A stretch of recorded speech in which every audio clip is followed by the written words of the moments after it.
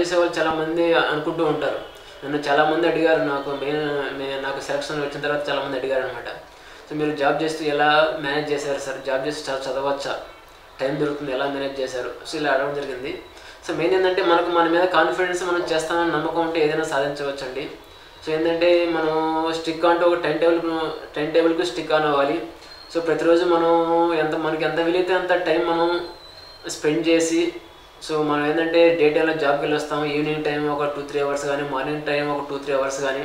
So దీనికి ఖచ్చితంగా మనం స్పెండ్ చేయగలిగితే మనం ఈజీగా చదవచ్చండి.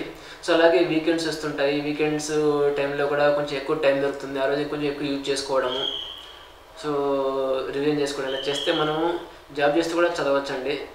మన గ్రూప్ 1 వీళ్ళ సెలక్షన్ వచ్చడంలో దాదాపు 70% జాబ్ చేస్తూ సాధించిన వాళ్ళే. సో అటువంటి అపోహలు ఏమీ క్రియేట్ చేసుకోవద్దు. సో మెయిన్ ఈ జాబ్ చేస్తూ ప్రిపేర్ అయ్యేలకు అడ్వైజ్ ఏంటంటే, సో మెయిన్ సెలెక్టివ్గా చదవడం స్టార్ట్ చేయండి. ఎందుకంటే మనం చాలా బుక్స్ దొరుకుతుంటాయి, చాలా మెటీరియల్ ఉంటుంది, మనం అనుకుంటూ ఉంటాం ఎక్కువ చదివితే ఎక్కువ మార్క్స్ వస్తామని అనుకుంటూ ఉంటాం. అది ఒక తప్పు అండి.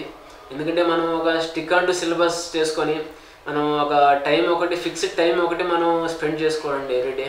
ఎందుకంటే మనం ఈరోజు మిస్ అయితే పర్లేదులేండి, రేపు చదువుకుంటాం అట్లా అనుకుంటే జరగదనమాట. ఎందుకంటే మనకు ఉన్న టైం తక్కువ.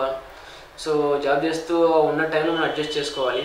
సో ఆ టైంలో మనం ఒక నిర్ణీత సిలబస్ ఒకటి ఉంటుంది, దాని ప్రకారం సిలబస్ ప్రకారం కొన్ని ఫిక్స్ చేసుకొని దాన్ని రివిజన్ చేసుకోవడము, మనకు అవసరం లేనిది చదవకుండా అవసరం ఉన్నంతలో చదువుకోవడము, సో ప్రాక్టీస్ చేసుకోవడం జరిగితే సాధించవచ్చండి.